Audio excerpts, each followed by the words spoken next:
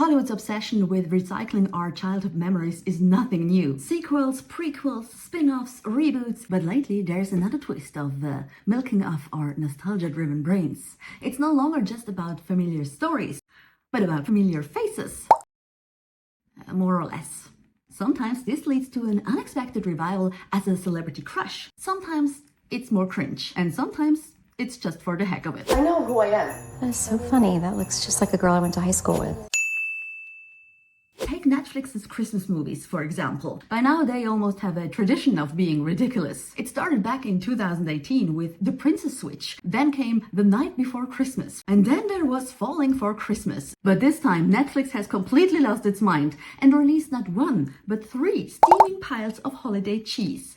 And with casts designed to trigger our inner teenagers. Huh?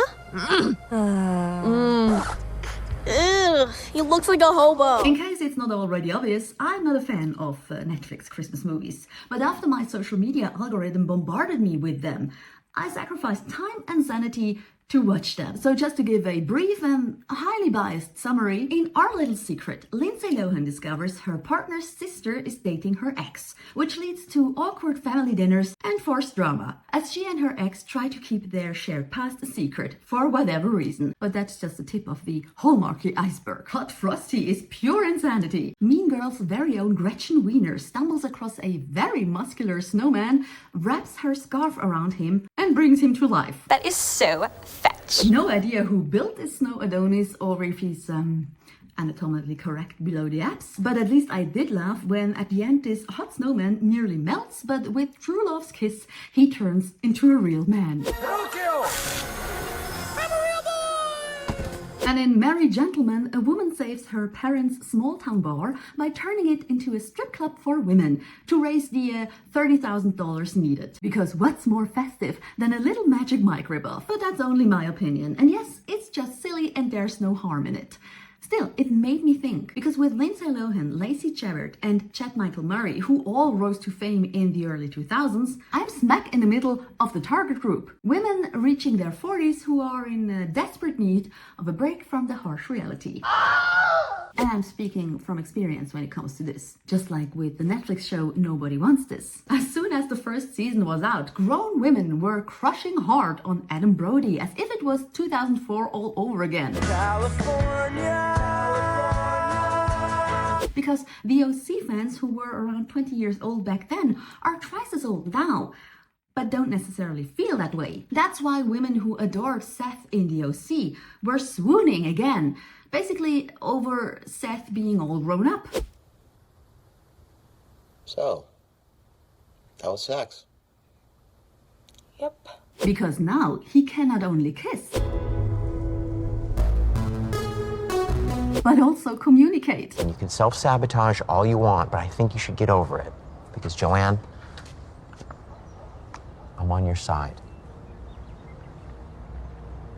I can handle you. Be still, my heart, I'm hardly breathing. This man hit the nail on the head.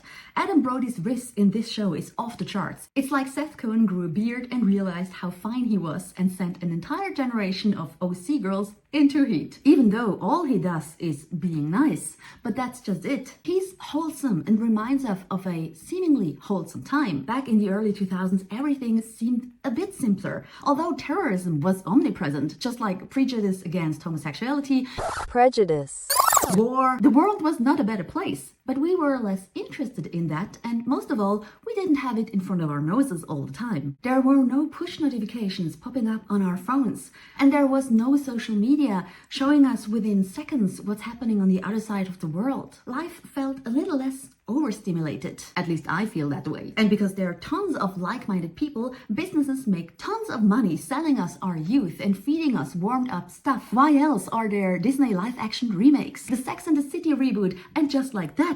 Or Netflix movies and shows with stars who became famous 20 years ago. And I'm in no way immune to this. Sure, I roll my eyes at Netflix's Christmas movies, but I still reacted to Mr. Wholesome here. And when Disney released their A Whole New Sound album with pop-punk bands from the 2000s covering classic Disney songs, my millennial brain basically exploded with the dopamine rush. Can you feel the love tonight?